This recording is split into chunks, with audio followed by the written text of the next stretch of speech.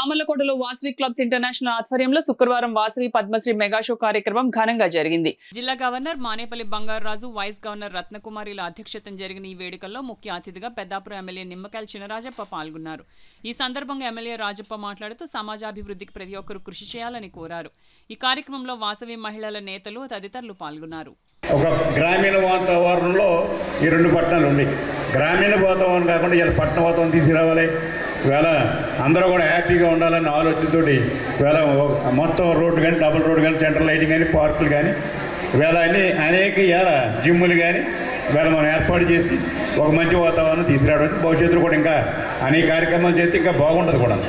అంచేత మీరందరూ కూడా, ఎందుకంటే జీవితంలో అందరూ కూడా ఇంట్లో ఉండటం కాదు, ఇవాళ సమాజంలో 10 మందికి ఉపయోగపడటం, మనం కూడా హ్యాపీగా ఉంటాం, మన పిల్లలు హ్యాపీగా ఉంటారు.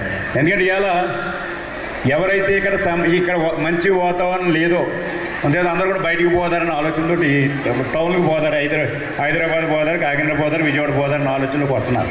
అలా కాకుండా ఇదే మన పట్టణంగా తయారు చేసుకుంటే అందరూ కూడా ఫెసిలిటీస్ ఇస్తే ఇక్కడే మనకి ఉండే విధంగా అందుకే పార్కు ఫస్ట్ వస్తేనే మన మంచి పార్కు నేను నిర్మాణం చేసి జరిగింది.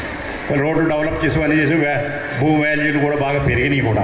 అంచేత మీరందరినీ కోరేది ఏంటంటే మీరు నన్ను 3 సార్లు ఎక్కించారు. మీరందరూ కూడా ఒకసారి కాదు, 2 సార్లు, 3 సార్లు డైరెక్ట్గా 3 సార్లు ఎక్కించారు.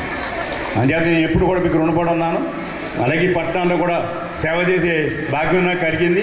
ఈ 2 పట్టణాలు కూడా బాగా చేయడమే కాకుండా పెద్దాపురం నియోజకవర్గంలో అనేక కార్యక్రమాలు కూడా చేస్తాను.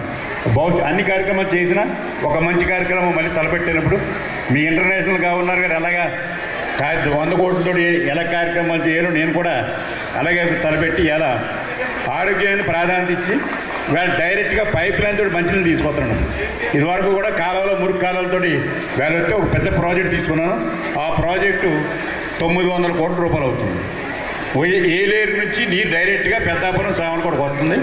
అక్కడ నుంచి పైప్ లైన్ కూడా బాగు చేసి మంచి పైపు ప్రతి ఇంటికి కుళ ఇచ్చే విధంగా చర్యలు తీసుకోవడం. దేవత ఎక్కడైతే ఆడవారిని గౌరవిస్తామో అక్కడ దేవతలు పూజింపబడతారంటారు. అలాంటి మహిళలు ఒక ఇంటి పని, వంట పని కాకుండా సమాజంలో ఉన్నటువంటి అన్ని వర్గాలలో ముందుంటున్నారు.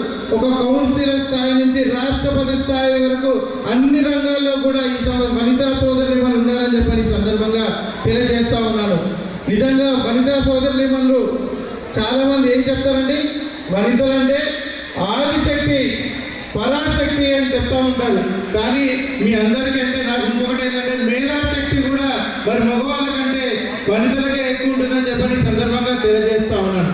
ఒక కుటుంబంలో సన్మార్గంలో తీసుకురావడానికి భర్తను, పిల్లల్ని, ఒక కుటుంబం చాలా సక్రమంగా ఉంది, చాలా ఉంది అంటే ఆ కుటుంబంలో వనితే కారణం అని చెప్పని సందర్భంగా తెలియజేస్తాను.